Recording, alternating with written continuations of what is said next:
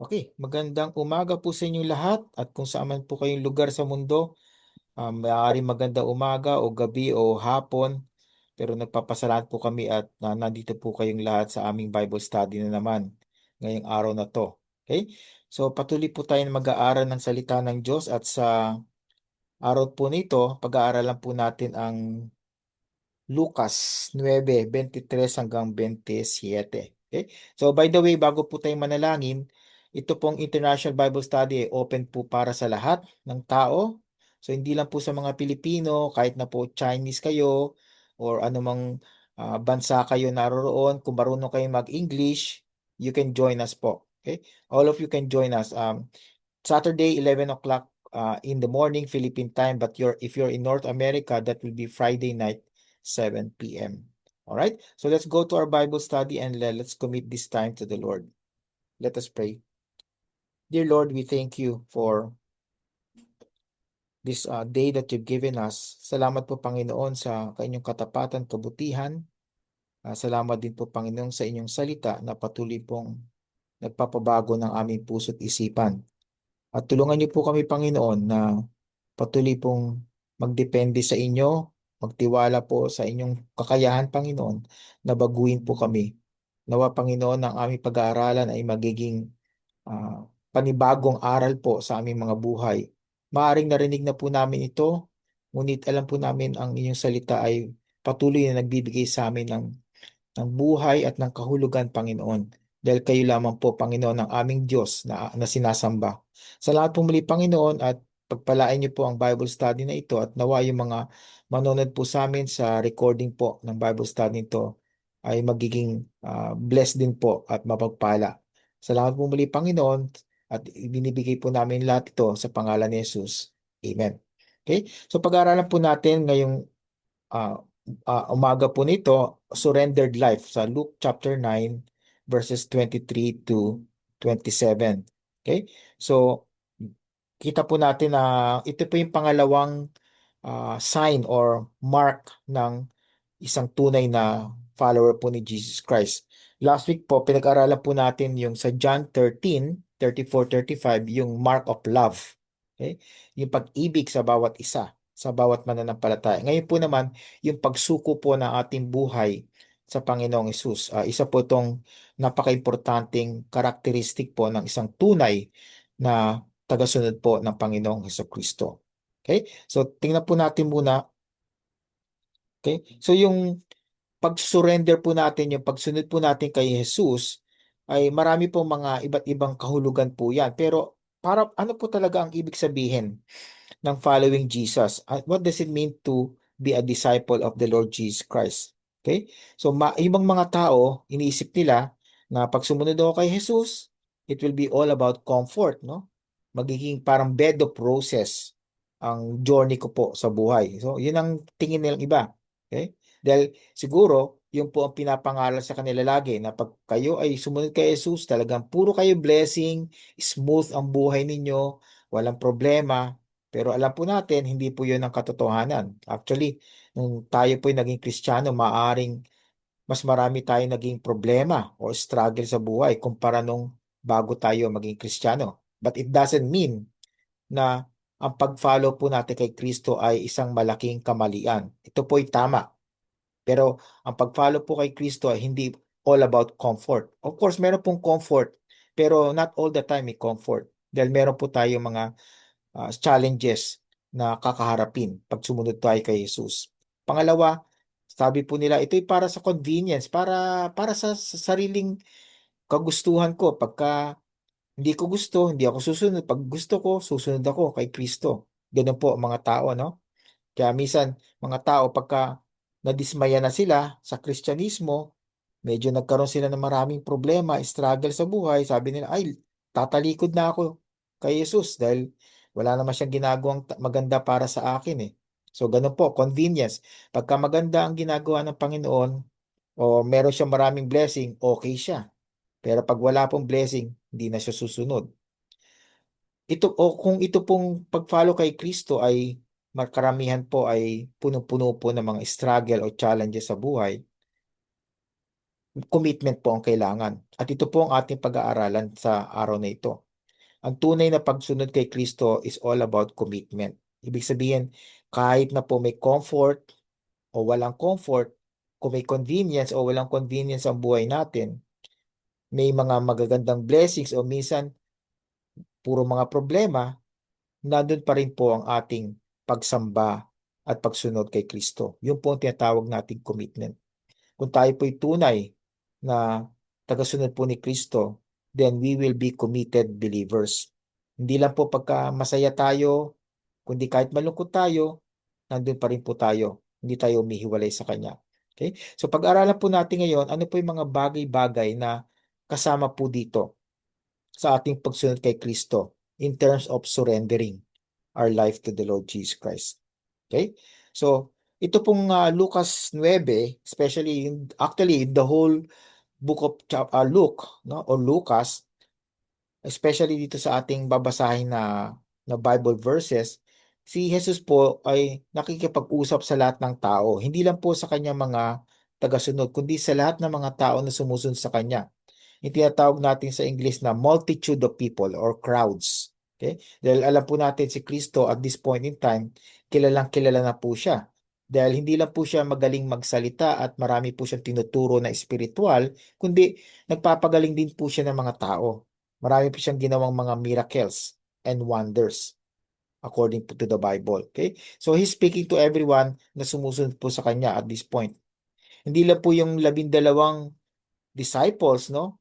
Kundi lahat na po ng tao na sumusunod sa kanya. Hindi lang po yung mga committed, no? Hindi lang po yung nagsasabi na, susunod ako sa iyo, Panginoon, kahit na mamatay ako, susunod ako sa inyo, kahit anong mangyari sa buhay ko. Okay? Kahit yung mga hindi po nagko-commit, yung talagang half-hearted lang po sila sa pagsunod kay Kristo, yun po ang kinakausap ng ating Panginoon sa Bible verses po natin sa araw na ito. So makikita rin po natin sa Gospel of Luke or Lucas, especially sa dito sa chapter 9 at doon po sa Luke chapter 14, doon po ine-explain talaga, pinapaliwanag ng mabuti kung ano po ang ibig sabihin ng discipleship. Okay? Kasi hindi naman po lahat ng Christians ay nagte-turn out to be disciples. Okay? May mga Christians po na ayaw nila nang sumunod. Christian sila by name or Christian sila dahil na-save sila ng Panginoon, tinanggap nila si Kristo, pero hindi sila talaga sumusunod regularly or consistently. So hindi po sila committed, half-hearted lang po sila. At yun po talaga nakakalungkot dahil kung tayo po tunay na Kristiyano at tayo po talagang tagasunod ni Kristo, then dapat po committed po talaga tayo. I don't mean na we are perfect. Wala pong perfect. Dahil may mga times po na hindi tayo sumusunod sa kautusan po ng salita ng Diyos. Pero ang importante po, are we regularly and consistently following and obeying the Word of God? Yun po ang tunay na mga disciples ng ating Panginoon. Okay? So, ang ating pangunahing kaisipan po dito is this. True discipleship is not adding Jesus to your life, but surrendering your life to Jesus. Okay? So, kasi karamihan po ng mga tao, akala nila pag sila'y tagasunod ni Kristo, si Kristo ay parang borloloy nila, no? Parang disenyo sa buhay nila. Parang yung mga pangalan po natin na pag tayo nakatapos ng isang magandang kurso o programa sa kolehiyo o sa universidad, may mga titles tayo, no? For example, ako po, bago naging pastor, meron akong MD. Iba naman, merong AB. Iba naman RN and so on. So marami mga kadugtong sa apelyido po nila. So ganun po si Jesus din minsan sa mga Kristiyano. Parang si Jesus ay pandagdag lang sa pangalan nila. Pero hindi po yun ang ibig sabihin ng pagiging disciple. Ibig sabihin po, pag disciple tayo, we are followers. Kung tayo po ay follower, si Jesus po ang ating leader. At hindi po tayo ang nagdadagdag ng pangalan niya. Tayo po ang idinadagdag sa kanya at sa kanyang kaharian. Okay? So it's about surrendering your life to Jesus Christ. Yun po ang ibig sabihin ng tunay na discipleship. Okay? So pag-aralan po natin yung unang characteristic po ng radical surrender. Tinawag ko po itong radical surrender kasi ito po yung klase ng pagsusuko ng ating buhay na talagang taliwas po sa kahulugan ng mundong ito. Dahil sa mundong ito, ang surrender or yielding to other people or minsan tinatawag natin submission to authorities, conditional po sa mundong ito. Susunod lang ako sa iyo or magfa-follow lang ako sa mga inuutos mo sa akin kung ganito ang bibigay mo rin sa akin.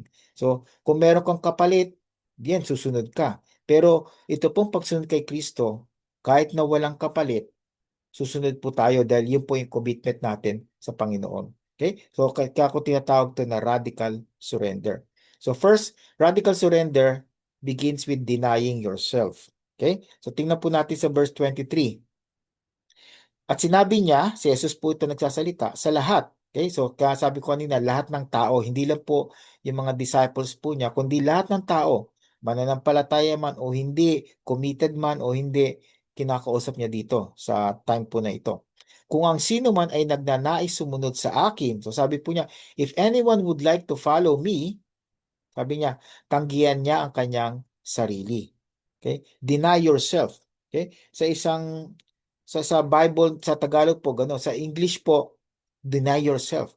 So, sa mga tao po, nalilito sila. Ano ibig sabihin ng deny yourself? Ibig sabihin ba nun talagang kalilimutan ko ng sarili ko, hindi ko na pababayaan ko ng katawan ko, hindi ko na ito aalagaan? Ano bang ibig sabihin ng deny yourself?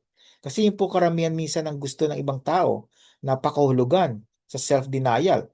Kaya nga nakita po natin yung mga monks no or mongha, yung mga Buddhist, pati na po sa dati nating relihiyon, may mga monks din po sila o kaya mga nasa konbento na tinatawag po, di ba? Nasa malayong lugar sila, malayo sila sa sibilisasyon at hindi sila masyadong nakikisalamuha sa mga tao dahil sabi nila kapag meron silang contact sa mundo, sa world at sa worldly living, then makukontaminate po sila, no? Mawawala yung yung purity po nila na bigay po sa kanila ng Panginoon. Pero ito po ba talagang ibig sabihin ng self-denial na tinutukoy po dito sa ating Biblia? So tingnan po natin ano pong ibig sabihin dito. So yung deny yourself does not mean you deny things. Okay? Hindi yan necessarily sinasabi niya alisin mo lahat ng kayamanan mo at maging ermitanyo ka, pumunta ka sa malayong bundok, punta ka sa Mount Everest o sa pinakamataas na tuktok ng bundok at huwag kang magdala ng kahit anong bagay, kung ano yung damit mo lang na yun. At kung may pagkain ka doon, mga halaman, mga gulay, tama na yun. Pero hindi po yung gusto nang sabihin ng Panginoon dito. Kasi mababaw lang po yun Panlabas lang po yun. So it's not about denying things in our life. It's not also denying comfort. Kasi mga ibang tao nga sabi niya, well, to deny myself, aalisin ko na yung comfort, yung ginhawa para sa aking sarili. Kalilimutan ko lahat yun. Hindi ko na iti-take care yung sarili ko. Pero tanda po natin, tayo bilang mga Kristiyano, sinabi po ng Biblia, we are the temple. Your body is a temple of the Holy Spirit.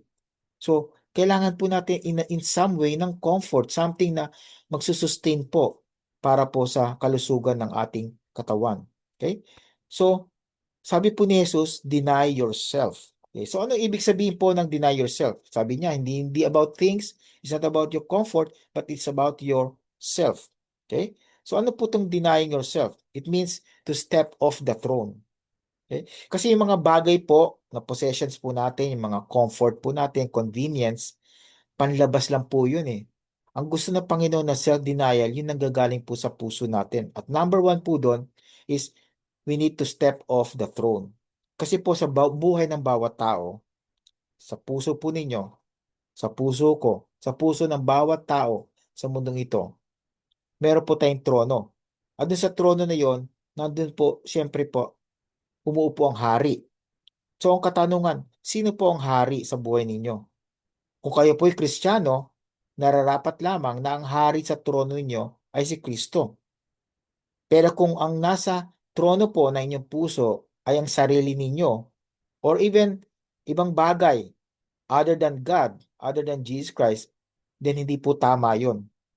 That's not self-denial. So, first thing that we need to understand to deny ourselves is alisin po natin ang ating sarili sa trono po ng ating mga puso. Si Kristo po ang dapat na nasa trono. Ibig sabihin, siya po ang hari. Ano po ba ang ginagawa ng hari? Kaya hindi po yung mga hari sa ngayon, no? Yung mga hari during the time of Jesus Christ, yung mga Roman Emperor, no? Caesars, the Caesars. Ano pong ginagawa nila? Sila ang nagmamando, sila nag-uutos. At bawat utos nila sa kanilang mga subjects, ano ginagawa po? Sinusunod lahat ng utos nila. At pag hindi sila sumunod sa utos, ano po nangyayari sa kanila? Pinapatay po sila. Of course, kumpara po natin kay Kristo, hindi po na niya man naman niya tayo papatayin. Pero ang ibig sabihin lang po nito, gusto ng Panginoong Hesus na nasa trono po siya. Siya po nakaupo sa trono at hindi. Kasi kung balik rin po natin sa sitwasyon, tayo po nasa trono at si Jesus po ang para nagiging subject natin, hindi naman po talaga tama yun, di po ba? Kung siya po ang hari, siya po ang King of Kings, siya ang Lord of Lords, dapat siya ang nagmamando sa atin. Of course, hindi po natin siya pwedeng ikumpara sa mga hari sa mundong ito dahil yung mga hari sa mundong ito ay selfish, self-centered. Pero ang si Jesus po, hindi po siya selfish, hindi po siya self-centered. Lagi po niyang inaalala, lagi po siya may concern sa kanya mga tagasunod. Of course, may concern po siya, may love po siya sa lahat ng tao sa mundong ito. Pero more especially sa kanyang mga followers, sa kanyang mga disciples. So, nararapat lamang po na nasa trono po siya at hindi po tayo.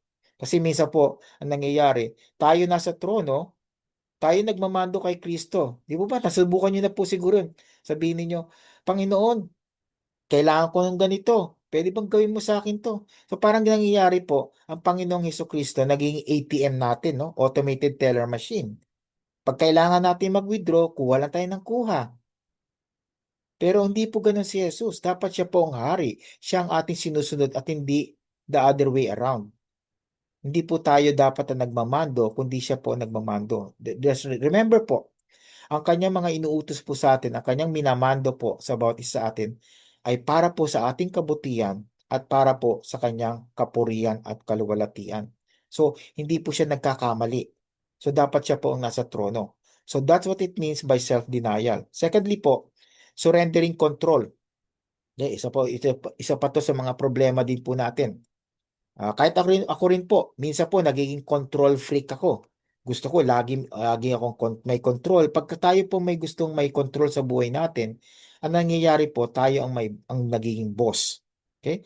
Halimbawa po, no? Pag nagda-drive tayo po ang driver. Okay? Minsan po, yung mga passengers nyo ang nagdidikta sa inyo. Di po ba? Sabi nyo, oh hindi, liko ka dito sa kaliwa, oh hindi ka dito sa kanan. Hindi, diretso ka.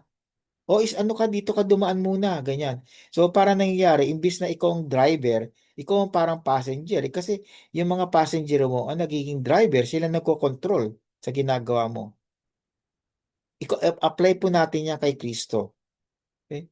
Si Kristo po dapat po ang ating driver, siya po yung piloto. Siya po yung kapitan ng isang eroplano o ng isang bangka, ng isang boat or ship. Pero ayaw natin gawin yun minsan, di po ba? Sinasabi natin sa Panginoon, Panginoon, ako na muna magdadrive ng sarili ko. Ako muna magiging kapitan ng buhay ko. Saka ka na lang muna, ako na lang muna kasi gusto ko may control eh. That's the opposite of denying yourself. That's being self-centered. So, to deny ourselves, we need to surrender our control to Jesus Christ. Sabihin natin, Panginoon, kayo po ang may control dahil alam po ninyo ang ginagawa ninyo. Ako, minsan po, mali ang ginagawa ko, Panginoon. So, I trust you, O Lord. So, ganun po, pag sinusurrender natin ating control sa Panginoon, nagpapakita yun ng ating pagtitiwala sa Kanya. Dahil alam po natin, He always wants the best for us. Pangatlo po, it's letting Christ lead. Okay? So, kaya nga po tinatawag si Kristo na ating Lord or Master dahil tayo po ang follower. Kung sa tayo po ang follower, sunod-sunuran lang po tayo sa Kanya. Di po ba? Sabi po sa Biblia, walk in the Spirit, live in the Spirit, not in the flesh. Okay? Nasa Romans chapter 8 po yan at nasa Galatians chapter 5. Ganun din pong ibig sabihin ng self-denial. That means, hindi akong una, si Kristo ang una at susunod lang ako sa Kanya. Siya po ang nangunguna sa akin, siya po nagbibigay ng direksyon sa pamagitan po ng Holy Spirit. So, ganun po dapat, no? Jesus Christ is always first and I'm only second or even third. Una po lagi si Kristo. So, we must let Christ lead.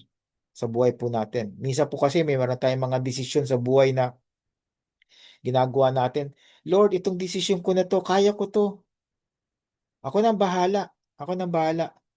Saka na lang kita susundin, Panginoon. Alam ko, ayaw mo ito, pero gusto ko to, Lord eh. I think this is better for me rather than yung suggestion mo sa akin o yung kino-command mo sa akin. Okay? Hindi po tama yun. Dahil sabi po ng Panginoon, let me lead. If you really want to follow me, deny yourself. And deny yourself means step off the throne, surrender your control, and let the Lord Jesus Christ lead you and guide you. Okay? And remember this, you cannot follow Jesus Christ and still stay in charge. Hindi po pwedeng sabi mo, follower ako, Panginoon, pero gusto ko rin maging in charge. Hindi po pwede yun. Kailangan pumili po tayo. Kung tayo tunay na disciples po ni Kristo, we cannot be in charge.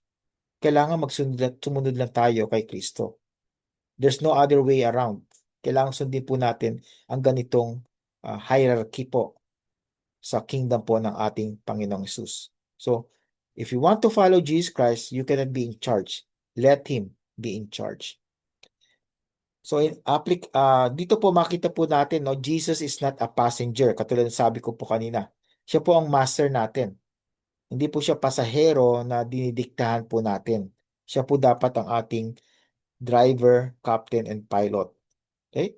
Then secondly po, you don't give him directions. Kung siya po ang leader, if you are really denying yourself, hindi ikaw nagbibigay ng direction sa kanya. Lord, sundin mo ganito. Ito yung sabi ng GPS eh. Dito tayo dumaan. No. Siya ang susundin po natin. Siya po ang nagbibigay sa atin ng direksyon. And then thirdly, to deny ourselves means to give him the keys. Okay? Siya may susi ng ating puso. Siya may susi sa ating bahay. Siya may susi sa ating destiny. Okay? So, imagine po ninyong ang buhay po ninyo para po kayong yung bahay po, no? Kung meron po kayong mga bahay nyo, may titulo po yun or deeds, no? May certificate na kayo po ang may-ari. I-turn over po natin yung pag-aari kay Jesus. Ganun po ang ibig sabihin nun. We let Jesus Christ take the lead and take control. At sabihin po natin sa Kanya, Panginoon, Ikaw ang may-ari ng buhay ko, hindi ako. Dahil nung naging Kristiyano tayo, si Kristo na po ang ating hari. So, tayo po ay pag-aari ng Panginoong Heso Kristo. Sabi po ng Bible sa 1 Peter chapter 2, 9 and 10, we are a peculiar people. Ibig sabihin, treasure po tayo ng Panginoon. We are an inheritance. So kung tayo po ay treasure ng Panginoong Yesus, ibig sabihin, we belong to Him. We don't belong to ourselves already. Before tayo maging Kristiyano, we belong to ourselves. We belong actually to the devil, to the enemy. Pero ngayon naging Kristiyano na tayo po ay hindi na po tayo ang owner ng sarili natin. Hindi rin po tayo ang owner ng ating mga pag-aari. Lahat po ng bagay na meron po tayo, pati na po ang ating buhay ay pag-aari na po ng ating Panginoong Sus. So, you give Him the keys sa iyong buhay. Okay? So, in application, tanungin po natin ating mga sarili. Sino ang nagkokontrol sa inyong mga pagpapasya, sa mga desisyon po ninyo? Kayo po ba? O sinasanggunin niyo po ba ito sa Panginoong Yesus? Dapat po isanggunin natin lahat sa Panginoon. Kahit na po yung mga maliliit na bagay. Meron nga akong kilala. Mukhang nakakatuwa to, nakakatawa yung sitwasyon. Pero this is an example on how this Christian lady na kilala ko na talagang very committed siya sa Panginoon na kahit na pinakamaliit na desisyon, sinasangguni niya, pinagpipray niya sa Panginoon. Okay? Itong kilala ko po ito, sabi, nung many years ago, okay? Nung nagsisimula pa siya maging Kristiyano. Kahit na po yung ultimo damit na bibili niya o kahit yung ballpoint pen na bibili po niya, malilit na mga bagay lamang na gusto niyang bilhin. Pinagpipray niya sa Panginoon, Lord, ito bang gusto mo sa akin ballpoint pen? Lord, ito ba yung gusto mo sa akin na damit na bibiling ko? Karamihan po sa atin, siguro, magtatawa tayo o sabihin natin, kailangan pa ba natin pag-pray yun? Of course. Magandang halimbawa po yun. Kasi po kung sa maliit na mga bagay, kahit yung mga maliliit na desisyon po natin, sinasangguni po natin sa Panginoon, Mapapractice po tayo, magiging habit na po natin yun, lalong-lalo na pag lumaki po yung mga bagay na kailangan po natin pagdesisyonan, talagang lalapit lagi tayo sa Panginoon. So, importante po yun. Sa maliit lang pa ng mga bagay o maliit na desisyon, tumutungo na tayo sa Panginoong Hesus dahil yun po ang nagde-develop ng ating relationship sa Kanya. Secondly po, who sets your priorities? So kayo po, gumagawa kayo ng mga goals niyo sa buhay, no? Starting January 1st, karamihan ng mga tao gumagawa ng mga goals, no? Mga resolution na sinasabi po nila. Although siguro at this point in time, February na po, no? Halfway, more than halfway ng February, siguro nakalimutan na nila yung mga resolution nila. Pero yung mga goal po ninyo, yung mga priority po ninyo, paano po niyo sineset? Sineset niyo po ba yun according to your own desires? Kung ano po yung gusto po ninyo? Or kung ano pong gusto ng Panginoon? Di po ba alam po natin Mateo 6:33, Matthew 6:33. Sabi po doon, seek first the kingdom of God and His righteousness. Sabi po doon, seek first. Hanapin po natin muna ang kaharian ng Diyos at ang kanyang katuwiran. Okay? Yun ang uunahin po natin. Tayo po minsan, ang priority natin, oh Lord, ang una kong priority, yung trabaho, yung income ko. Yun ang kailangan kasi paano naman ako makapagtutusto sa pamilya ko kung di ko unahin yung income ko. So, una muna yung income. No. The Bible tells us the kingdom of God. So, ano ibig sabihin po kung kingdom of God and His righteousness? Kung una-una, ano po yung gusto ng Panginoon na i-prioritize po natin sa buhay? At alam po ba ninyo, ano yung mga priorities ng kingdom of God sa yung righteousness ng God? Yung growth po natin. Yung, remember po, tayo po'y niligtas ng Panginoong sa Kristo, hindi lang po para po tayo mapunta sa langit. Tayo po'y niligtas para po tayo maging katulad po ng Panginoong Hesus. Yung pong ultimate goal natin, Christ-likeness. So, ang priority niyo po ba ay based sa pagiging Christ-like? Okay? So, paano natin malalaman yung Christ-like character? Basahin po natin ang Ebanghelyo. Okay? Matthew, Mark, Luke, and John. Nando po, makikita natin. At unang-unang pinag-aralan po natin last week is yung love. Maging mapagmahal tayo sa Diyos at mapagmahal tayo sa ating kapwa-tao. So, napaka-importante po nun. Christ-likeness is the number one priority po ng ating sa ating mga Kristiyano. Pangalawa na lang po yung ating income, yung mga trabaho, pamilya, ano pa mga bagay. Unahin po natin muna ang Panginoong Hesus at ang nais po niyang gawin po natin. Next is Jesus truly Lord. Okay? So, tanongin po natin sarili, si Jesus po talaga ay ang inyong Panginoon? Kasi pag tinawag natin Panginoon, ibig sabihin siya yung master. Siya po yung hari ng buhay ninyo. So, kung hindi pa po siya ang hari ng buhay ninyo, then manalangin po kayo sa Panginoon. At i-commit niyo po, i-surrender niyo po yung sarili niyo. Sabihin niyo po sa Kanya, Lord, I'm giving you the keys, the title to my life, at kayo na po ang mag-manage ng buhay ko. Hindi ko po kayang kontrolin to. Okay? Alam po ninyo, kahit na i-try nyo yung best po ninyo na ma-manage po ang inyong buhay, hindi nyo po magagawa yan ng tama. Kailangan nyo po si Kristo. At bago po natin ma-manage ang ating sarili, kailangan tayo po muna ay maging committed kay Kristo. Dahil siya po ang daaping master, siya po ang ating Panginoon. Okay? So pangalawa po, makita po natin, radical surrender is also daily death. Hindi lang po denying yourself, it's also about daily death. Dying day to day.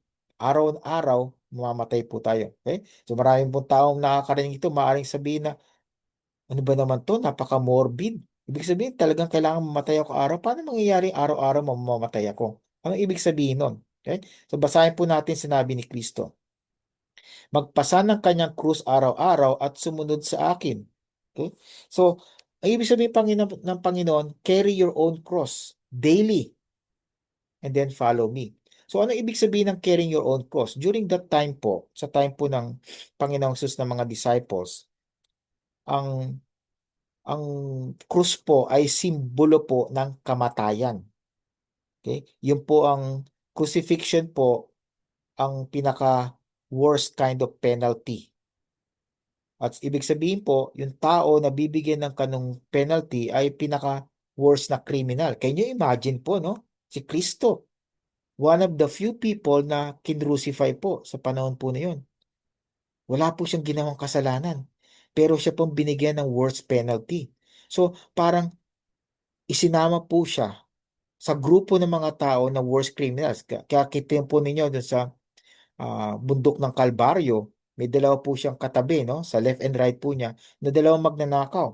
Criminal po. It's a great crime during that time, yung being thieves. Pero si Kristo, nasa gitna po siya. Wala po siyang ginawang kasalanan. Pero siya po'y pinako sa krus. Kinonsider po siya ng mga tao na worst criminal. Okay? At binigyan po siya ng pinaka-worst na penalty. Okay? So sabi po ni Jesus dito, die daily. Carry your cross daily. So hindi lang po isang beses, kundi hindi rin po paminsan-minsan lamang, siguro once a week, or once every 2 weeks, or once every month, or even once a year, sabi po niya, daily. Araw-araw po. Kailangan po tayong mamatay sa ating sarili. So yung death to yourself daily is like denying yourself, but in a more expounded manner. Okay? So ano ibig sabihin po nun?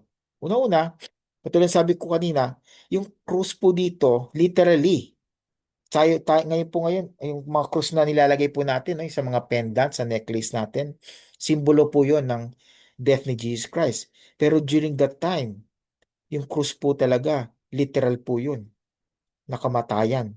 Kaya yun pong ibig sabihin ni Kristo. He does not want us to die physically, but He wants us to die to ourselves. Ibig sabihin, katulad ng sinabi ko kanina, hindi na yung sarili po natin ang mangunguna, kundi si Kristo na po. So it meant death, just like in the time of Jesus Christ. So ano po yung ibig sabihin nito? Death to pride. Kung tayo po yung masyadong mataas ang ego, okay? Masyado tayong mapagmalaki, okay? Sa Diyos at sa ating kapwa-tao, sabi po ng Diyos, sabi po ng Panginoong Hesus, die to your pride. Alisin mo yung pride sa buhay mo. Dahil unang-una, tandaan po ninyo, sino po yung kauna-unahang creation ng Diyos na bumagsak po sa kanyang pedestal, sa kanyang posisyon sa langit dahil sa pride? Si Satanas. Ayaw po nating matulad kay Satanas. Dahil si Satanas po ay forever banished from heaven at hinihintay na lang po niya ang kanyang nalalapit na paghuhusga ng Diyos sa kanya sa lake of fire, sa impyerno. So we need to die to our pride. Secondly, we need to die to our self-will. Yung mga sarili nating kagustuhan, no? Hindi lang yung ating pinagmamalaki, kundi yung mga kagustuhan natin. Lord, gustong-gusto ko talaga to, ganito. Gagawin ko na to kahit na alam ko mali ito. Kasi alam po natin, yung self-will po natin, kaya nga self yan, selfish yan eh. Pero kung kasusundin natin ay yung God's will, that's not selfishness. That's the opposite, selflessness. So, that's why yung pinag-aralan po natin last week, yung love, it's about unconditional, sacrificial, and selfless concern for other people. So, ganun din po to. When we die to our self-will, then masusunod po natin ang utos po ng Panginoon sa atin at tinuturing po niya tayo na tunay na follower po niya.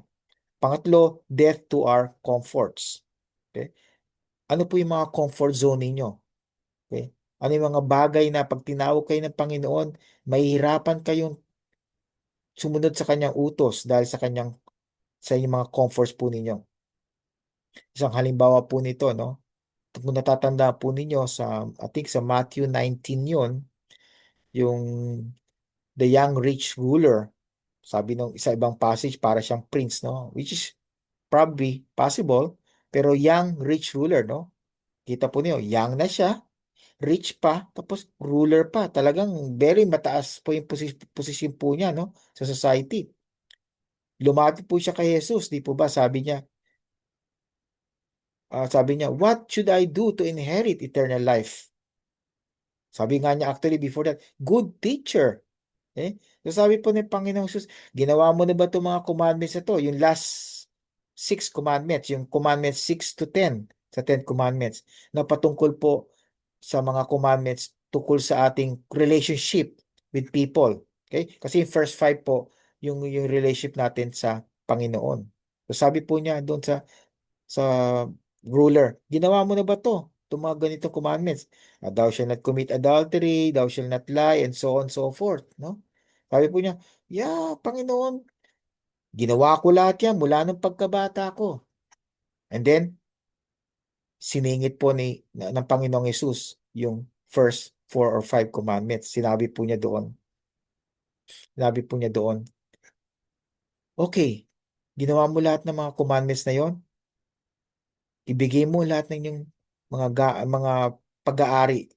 Ibenta mo yan. At lahat ng mga mapagbebentahan mo, ibigay mo sa mga mahihirap. Alam po ba ninyo ang response ng young rich ruler? He went away sad, sabi po ng Bible. He went away sad or sorrowful because he had so much. Hindi niya maiwanan yung kayamanan.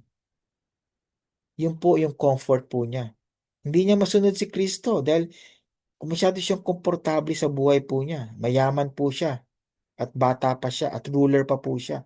Hindi niya maiwanan yung position niya, yung prestige niya, ang kanyang possession. Hindi niya maiwanan. Yun po yung comfort. Kaya sabi po ng Panginoon, it's hard for the rich people. Hindi niya sinabing impossible, but it's hard and it's difficult for rich people to enter the kingdom of God. Kasi ginagawa po nilang Diyos yung kanilang comfort, ang kanilang mga sariling kagustuhan. Tayo po bilang mga Kristiyano, gusto po ng Panginoon na itakwil po natin ang lahat. Hindi mo po ibig sabihin, ibigay po natin lahat, ibenta at wala na tayong ititira sa ating sarili. Ang gusto lang po niya, maging kontento tayo. At huwag tayong masyadong maging idolo yung kayamanan po natin. Dahil si Kristo lamang po ang ating Diyos. Okay? Death to pride, death to self-will, and death to comfort. So living sacrifices have a habit of crawling off the altar. Okay? So ginamit ko po itong illustration dahil kung mababasa po niyo sa Romans 12:1, sabi doon, present or yield yourselves or bodies a living sacrifice to the Lord as a form of worship. Okay? So ngayon po, sa sitwasyon po natin ngayon, modern day Christianity, we don't have dead sacrifices katulad po sa Old Testament. Dahil ngayon po, ang mga sacrifices sa altar ng God, tayo na po mismo. And we are alive. We can surrender our life to the Lord Jesus Christ without dying physically. Okay? Para kailan po ang problema pagka living sacrifice, di po ba? Tingnan po niyo, alam ba yung isang animal nasa altar po, no? Back in the Old Testament. Kung buhay yon, hindi yung patay, syempre, gagalaw-galaw yun. So parang ganun po tayo eh. Hinihingi po ng Panginoon na ialay po natin ang ating buhay sa Kanya. Pero dahil buhay na buhay tayo, meron tayong self-will at sometimes ayaw nating umalis sa ating comfort zone, then nagko-crawl tayo pabalik sa mundo at ayaw nating ialay ang ating sarili sa Panginoon. Kaya nga, ang sabi po ng Panginoon, true surrender is daily. Araw-araw po. Kasi maaring ngayon po, totally sold out kayo sa Panginoon. No? Lord, sige, ready ako. Surrender ako sa iyo. Susunod ako sa lahat ng sinasabi mo. Pero sa susunod na araw, Lord, hindi ko kaya ngayon eh. Pwede bang next time na lang? Kaya that's why sabi ng Panginoon, die daily. Carry your cross daily. At isa pa po, bago po tayo pumunta sa application dito, naalala ko lang po, yung carrying your cross does not mean your problems. Hindi po yung sinasabi po ng Panginoon na cross dito. Kasi karamihan po, ang pagkakaintindi natin sa carry your cross, i-carry mo yung mga problema mo. Especially mga problema na hindi po galing sa pamumuhay mo bilang Kristiyano, kundi galing sa pamumuhay mo na taliwas sa salita ng Diyos.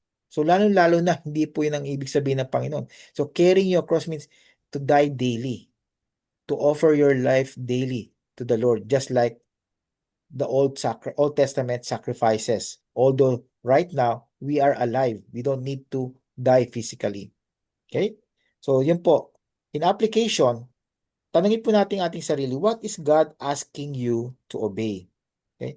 Kasi tayo po, araw-araw, pag tayo po nag-aaral ng salita ng Diyos, hindi lang po ngayong araw na ito, nandun po, nasisense po ninyo, mayroong tinuturo sa inyo, Panginoon, at may sinasabi po sa inyo na sundin po ninyo yung bagay na yun. Maaaring sabihin, puntahan mo ang iyong kapatid, puntahan mo ang iyong kaibigan, at ipahayag mo ang mabuting balita sa kanya. Okay? Ano man po ang inuutos sa inyo ng Panginoon, sinusunod po ba ninyo? Kasi kung di po natin sinusunod yon, we are not dying daily. We are not carrying our cross. Okay? Secondly, where is surrender uncomfortable? Kailan po kayo nagiging hindi komportable sa pagsusurrender po sa Panginoon? So ano mga bagay po niyo? Isipin po ninyo. At kung ano man yung bagay na yon na hindi kayo komportable, ibigay niyo po sa Panginoong sa Kristo. Siya lang po makakatulong sa inyo para maka-go on kayo at makasunod sa kanyang mga inuutos sa inyo. Pangatlo, what crosses or cross are you carrying? Okay? Ano po yung mga bagay sa buhay po ninyo na dinadala po ninyo? Okay? Again, hindi po ito mga problema, kundi yung mga comfort po ninyo. Okay? Yung mga bagay-bagay na nagkukos sa inyo para lalong lumapit sa Panginoon. Yun pa yung cross. Yung mga things na nagbibigay sa inyo ng, ng pagkakataon na mapalapit sa Panginoon. Carry your cross. Ano yung mga bagay na dapat mamatay kayo? Pride ba? Self-will po ba ninyo? Sa comfort po ninyo? Okay? So yung mga bagay po na dapat po ninyong araw-araw na pasanin. Okay? So, pangatlo po at nandito po, radical surrender leads to real life. Okay? Sa verses 24 and 25 po. Sapagkat ang sino mang nagnanais na iligtas ang kanyang buhay ay mawawalan nito. Okay? Kung kita po nito, ito yung tawag natin na paradox sa Christian life. Okay? Laging ganyan po, na marami po mga ganitong kasabihan sa Bible. Kung ninanais mong iligtas ang buhay mo, mawawala ito. Subalit sino mang mawalan ng kanyang buhay dahil sa akin ay maililigtas niya ito. Okay? So minsan talaga nakakalito to, di po ba? At pag-aaralan po natin kung ano pong ibig sabihin niyan. Verse 25, sapagkat ano ang mapapakinabang ng tao kung makamit niya ang buong sanlibutan, ngunit mawawala o mapapahamak naman ang kanyang sarili. So, ang ibig sabihin po ng Panginoon na pag iniligtas natin ang ating buhay, He's talking about yung physical comfort natin. He's talking about yung gusto natin makamit ang buong sanlibutan. O sa English, we want to gain the whole world. Yun po ang pagliligtas ng buhay na ibig mong sabihin. Pero sabi po niya, kung babalik ka rin po ninyo, okay? You don't want to gain your life by gaining the whole world, pero ibibigay mo yan sa akin bilang follower po ng Panginoong sa Kristo. Sabi po niyan, hindi tayo mapapahamak. Kasi yung word na mapapahamak po dito, that means yung magpe-perish po tayo. Mapupunta tayo sa destinasyon na ayaw po ng Panginoon. Tanda po ninyo, gusto po ng Panginoon na tayo po, lahat po ng tao na hindi mapahamak at mapunta sa lake of fire sa impyerno. Nais po niya na lahat ng tao ay mapunta sa langit. Pero of course, hindi po niya pwedeng pwersahin ng mga tao. Gusto po niya willingly and voluntarily na susunod po ang mga tao sa kanyang kagustuhan. So, ganun po ibig sabihin ng Panginoon. Kung gusto nating iligtas ang buhay natin sa pamamagitan ng pagkakamit ng buong sanlibutan, then mawawala ito. Kasi po yung soul natin ang mapupunta po sa impyerno. Dahil ito pong katawan po natin na physical, mawawala po ito, no? From dust to dust, ashes to ashes. Mawawala po ito. Hindi po ito pupunta sa langit man o sa impyerno, kundi yung kaluluwa lang po natin. So, He is after our souls. Gusto po niya ang ating mga kaluluwa ay mapatungo sa kanyang kaharian, sa kalangitan. Gusto po niya na ibigay po natin itong buhay na ito upang siya po ang mag-alaga nito, especially ng ating mga kaluluwa. At kung gagawin po natin yon, isusurrender po natin ang ating buhay, yun po yung tinatawag natin na real life. Real life. Sabi po sa John 10:10, nabasahin ko lang po.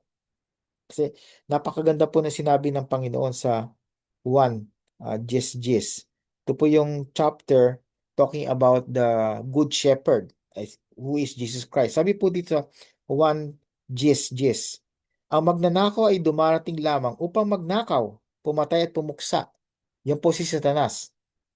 Pero sabi po ng Panginoon, ako'y pumarito upang sila'y magkaroon ng buhay at magkaroon nito ng may kasaganaan. So, kita po ninyo, ang pangako po ni Jesus, kung kayo po'y magsusurrender sa Kanya, siya po ang magiging Panginoon, tagapagligtas po niyo. Ang promise po niya, magkakaroon tayo ng tunay na buhay, yung real life.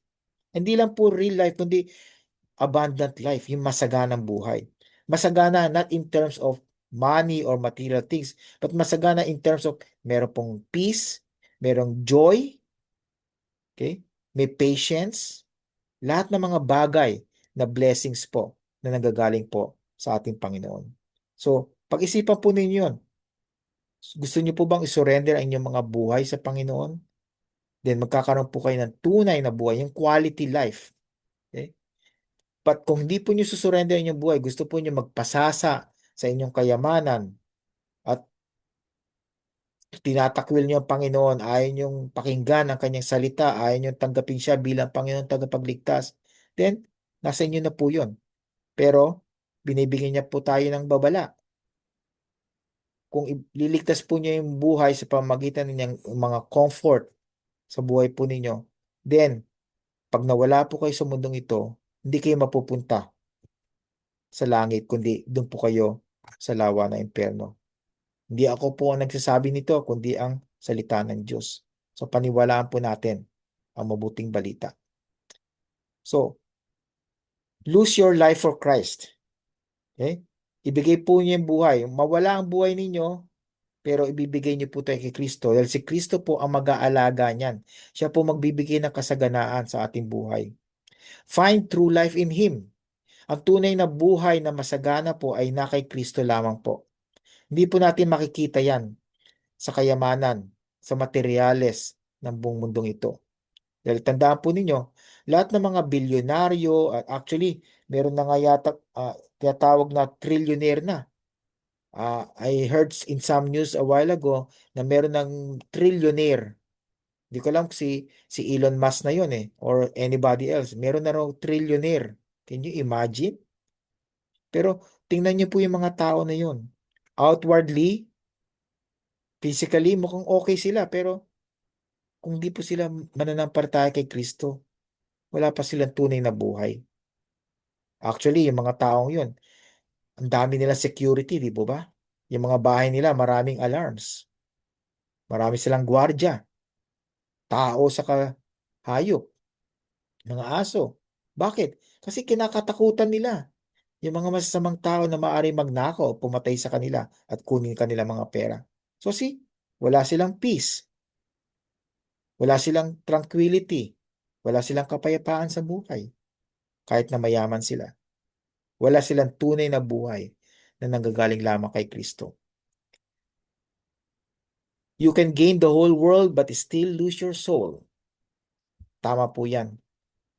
Kasi hindi po pwede nating makamit both.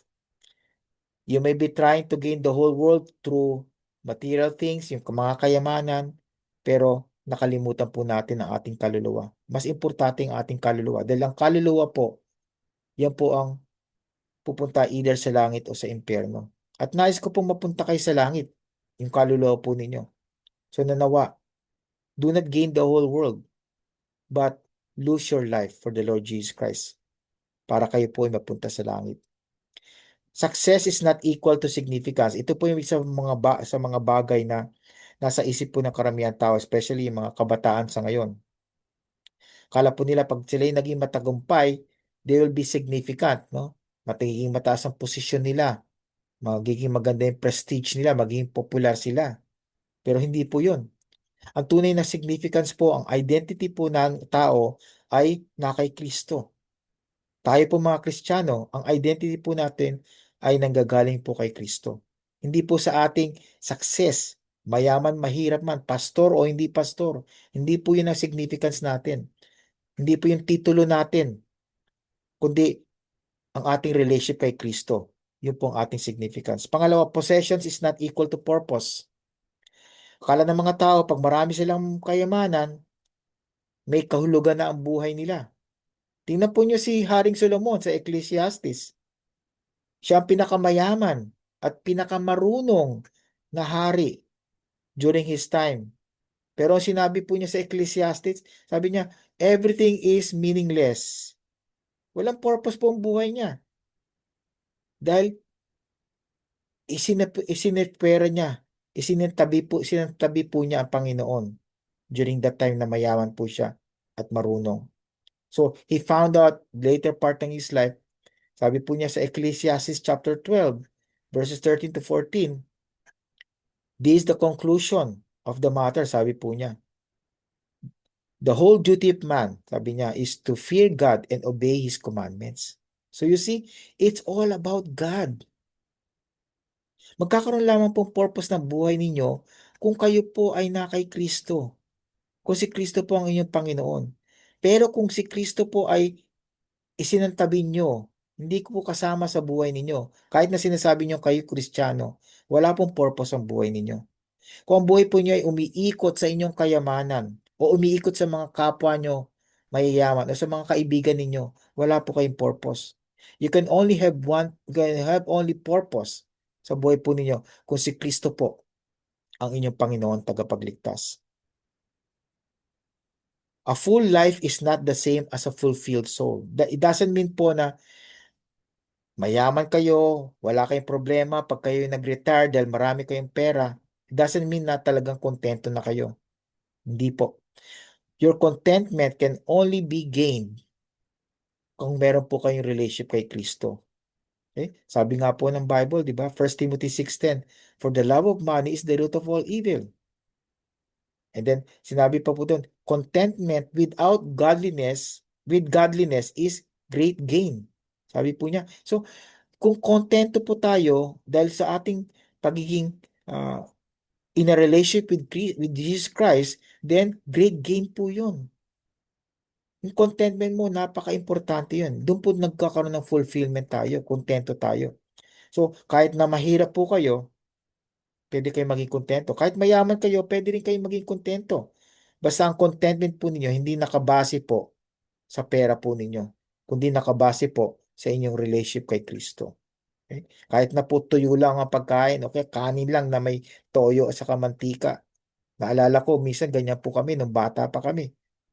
Walang masyadong ulam. Pero kontento, masaya. Di po ba? It's not about the things that we have.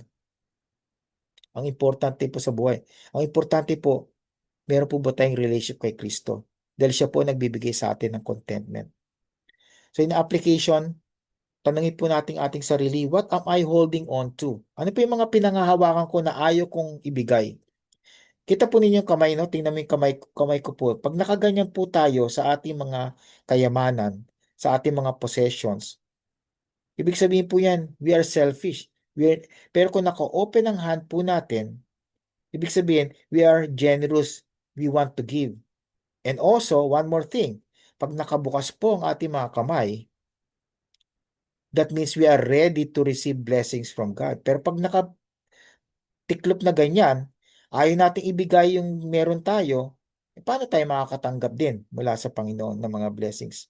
So what are you holding on to? Give it to the Lord. At bahala na po ang Panginoon na magpala sa inyo. Ano man ang nais niyang ipagpala kayo. Pangalawa, what are you chasing? Anong hinahabol-habol po ninyo? May hahabol po ba niyo yung hangin na hindi niyo mahabol-habol? Ganyan po ginawa ni Haring Solomon. He was chasing after the wind. Okay? Yun ang ginagawa po niya. Chines po niya lahat. Entertainment, women, money, treasures, knowledge. Pero sabi niya, walang kwenta po lahat yun.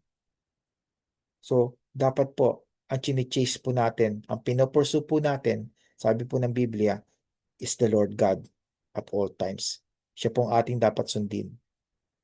Is it worth your soul? Yung mga chine-chase po ninyo, yung hindi pinangahawakan nyo, napakahigpit at hindi nyo mabuksan yung mga kamay po ninyo. Is it worth your soul? Hindi po. Dahil yung soul po natin lives forever. Itong katawan po natin, yung mga bagay na pinangahawakan po natin, yung mga chine-chase after natin, mawawala po lahat ng mga yan. Pero yung kaluluwa po natin will live forever. But ang question is, saan pupunta po yung kaluluwa ninyo? Kay Jesus po ba sa langit or sa impyerno kasama po ni Satanas? Sana po ang kaluluwa ninyo ay mapunta sa langit. Pero hindi po mangyayari yun unless you acknowledge that you are a sinner, you believe that Jesus Christ died on the cross, was buried, and on the third day, He rose again. And then, surrender your life to Him. Commit your life to Him. Sabihin po niyo, Panginoon, tinatawag ko po ang pangalan niyo, iligtas niyo ako. Patawarin niyo po ako sa aking mga kasalanan. Wala akong magagawa. Kahit ni mapera ko, ang aking mga mabubuting gawa, hindi makakapunta sa langit, kundi sa pamagitan lamang mo, Panginoong Hesus. Yun po ang dapat po niyong gawin. Then lastly po, sa verse 26-27, radical surrender leads to public allegiance. Okay? So, sabi po ng Biblia, sapagkat ang sino mang ikahiya ako, at ang aking mga salita ay ikahihiya siya ng anak ng tao. So, yung anak ng tao po dito, si Jesus po to, the Son of Man. Pagdating niya na nasa kanyang kaluwalhatian at sa kaluwalhatian ng Ama at ng mga banal na anghel. So this one is talking about Jesus Christ's second coming. Okay? So, His second coming, sabi po niya, alam po ng Panginoon, no, that when He comes back a second time, He will be the judge. Doon malalaman po niya kung sino yung mga tao na ikinahiya siya at ang kanyang salita. At alam din po niya kung sino yung mga tao na hindi siya kinakahiya at ang kanyang mga salita. Sabi po niya, sa kanyang pagdating, sabi po niya, subalit na tunay na sinasabi sa inyo, may ilan sa nakatayo rito na hindi makakalasap ng kamatayan hanggang sa makita nila ang kaharian ng Diyos. Okay? So sabi po ng Panginoon dito, katulad sa verse 26, kung kinakahiya mo ko ngayon, then sa pagdating ko, ikakahiya rin kita. Hindi po gumaganti ang Panginoon, pero kasi ito po yung kanyang justice. So ngayon po, na tayo mga Kristiyano, wag po natin ikahiya ang Panginoon. Wag po natin ikahiya ang Biblia. Dapat talagang, kung meron tayong pwedeng ipagmalaki, ipagmalaki po natin ang Panginoon at ang salita po ng Diyos. Dahil alam po natin, ang salita ng Diyos ay ang katotohanan. The Word of God is the absolute truth. Dito po sa mundong ito, ang mga tao, mga sinasabi nila, ito yung truth ko, ito yung truth mo. Pero actually, ibig sabihin po nila, ito yung opinion ko at ito yung opinion mo. They're not talking about the same thing. Yung truth po para sa kanila is opinion. Pero ang truth po, nasa Biblia po. Kung ano po yung sinasabi ng Biblia, yun po ang fundamental truth. Absolute truth. Ang katotohanan po hindi relative. Hindi po babago-bago. Di po ba? Ang katotohanan hindi pwede magbago-bago. Ang katotohanan, firm, consistent, stable. Hindi po pabago-bago. At sabi po sa verse 27, sabi po niya, may mga tao rito na nakatayo na hindi makakalasap ng kamatayan hanggang sa makita nila ang kaharian ng Diyos. Okay? So, may mga tao po during the time of Jesus Christ, during the time of the disciples, na hanggang sa pagdating po, pagkabuhay po maguli ni Kristo ay buhay pa po, no? So it doesn't mean here na yung mga tao na sumusunod po kay Kristo during that time ay buhay pa rin hanggang sa pagdating ni Kristo for the second time. Of course, hindi po possible 'yun. Wala na po tao na buhay sa panahon po ni Kristo na hanggang sa ngayon ay buhay at buhay pa rin hanggang sa second coming, okay?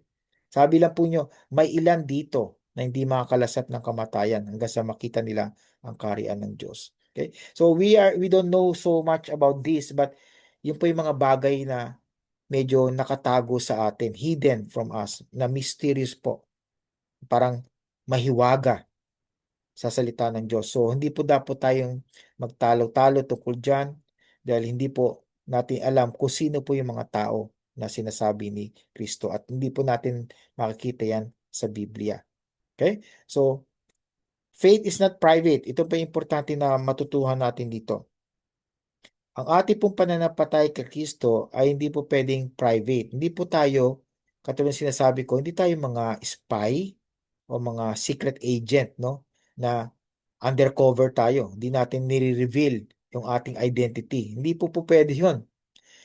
Dahil sabi po ng Biblia, huwag nating ikahiya ang Panginoong Hesus. Kung di natin ikakaya, ibig sabihin, ipagmamalaki natin siya sa ibang tao.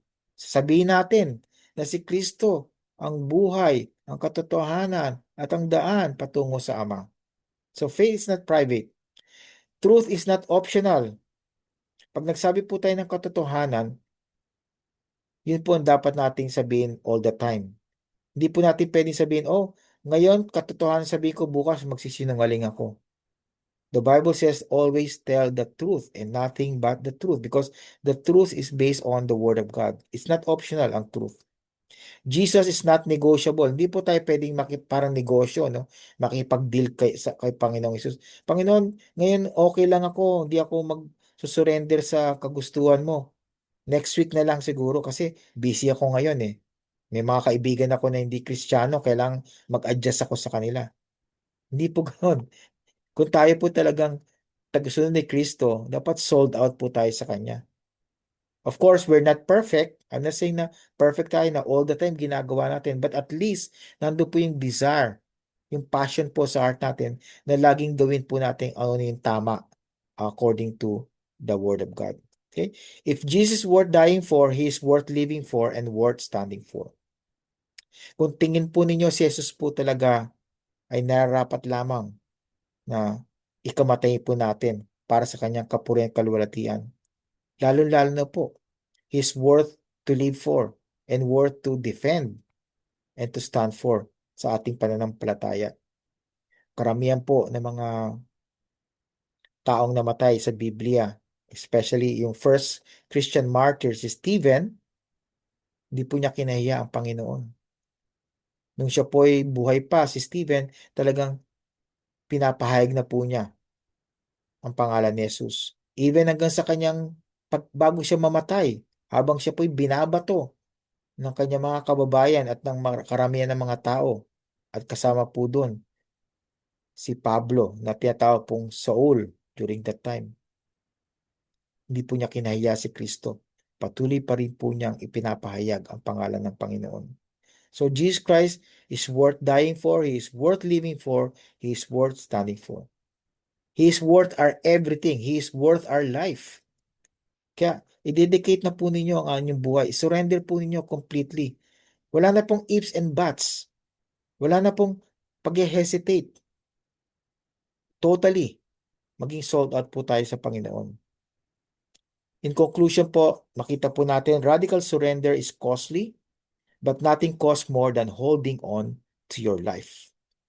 Kaya yes, pag sumunod tayo kay Kristo, marami pong risk yan, marami pong mangyayaring changes sa buhay natin. Maaaring yung mga pamilya po natin ay tatalikod sa atin at ayaw nang makisalamuha sa atin, pati yung mga kaibigan natin before. But more costly po kung patuloy natin pangahawakan ang ating buhay rather than giving it to the Lord. Kasi pag binigay po natin ang ating buhay sa Panginoon, He will do all the best things para po tayo maging kapurihan at maging glorifying sa ating Panginoon. Hindi po ba maganda yon? Dahil po, gagawin mo niyang maayos po ang ating buhay. Hindi po in the terms of prosperity, material prosperity, but in terms of spiritual growth. Tayo po ang siya po ang mag-aalaga sa atin para po tayo lumago sa pananampalataya at maipamuhay po natin ang mabuting salita ng Diyos. So, ang invitasyon ko lang po sa inyo lahat, bago po tayo manalangin at bago magtapos po ng ating Bible study, Jesus still says, if anyone will come after Him. Sabi niya, kung sino man po sa inyo na gustong sumunod po sa akin. No? Tingnan po yung word na follow, no? Sa modern English, to follow me. Pero yung talagang meaning po niya sa literal, kung translate natin sa English, anyone who will come after me. So, ibig sabihin ng following Jesus Christ, to come after Him. Siya po ang magli-lead at hindi po vice versa. Will you surrender your will, yung kalooban po ninyo, para po sa kalooban ng Panginoon? Isusurrender din po ba ninyo ang inyong kinabukasan para sa Kanya? Isusurrender po niya ang buhay po ninyo para po siya po ang mag-alaga sa inyo. Yun pong the best thing na magagawa po ninyo. Nawa po ay surrender po ninyo ang lahat-lahat sa buhay po ninyo. Sabihin niyo po sa Panginoon, Panginoon, yung pag-aari ko sa sarili ko at sa lahat ng mga possessions ko, kayo na po ang bahala. Kayo na po ang owner. Ako po ay manager lamang po ninyo. Sana po gawin ninyo yon at doon niyo po matatamasa at mararanasan ang the greatest joy ng inyong buhay. Dahil binigay niyo po lahat sa Panginoon at siya po ang mag-aalaga sa lahat ng mga bagay na yon na inihiil po ninyo at sinusurrender sa Kanya. Manalangin po tayo. Panginoon, salamat po sa inyong salita. Tunay nga po talaga, Panginoon, na karapat-dapat kayo, Panginoon, na mamuhay kami. Karapat-dapat, Panginoon, na sundin po namin ang inyong kautusan. Karapat din po na kami matay para sa inyo at tumayo para sa inyong pangalan, Panginoon, at sa inyong salita. Dahil ginawa po ninyo ang pinakamagandang bagay sa aming buhay. Iniligtas niyo po kami sa aming mga kasalanan. At ngayon po ay patungo kami sa langit. Nandito po kami sa aming makasalanang mga katawan. Nandito po rin kami sa makasalanang mundo. Pero we know, Lord, for certainty na kami po ay patungo po sa inyo sa langit. So Panginoon, habang kami po ay nabubuhay dito, nandun po yung calling. Nandun po yung kanyang nais na gawin po namin. Yung priority po namin ay kayo po at ang aming paglago sa aming spiritual na buhay. Tulungan po ninyo kami, Panginoon, na patuloy na ipahayag ang mabuting balita na si Kristo ang daan, katotohanan at ang buhay. Panginoon, salamat po muli sa inyong mga pagpapala. Salamat po at iniligtas niyo po kami. Salamat po. Kami po ay may buhay na walang hanggan. Ito pong panalangin ko sa pangalan ni Jesus na aming tagapagligtas. Amen.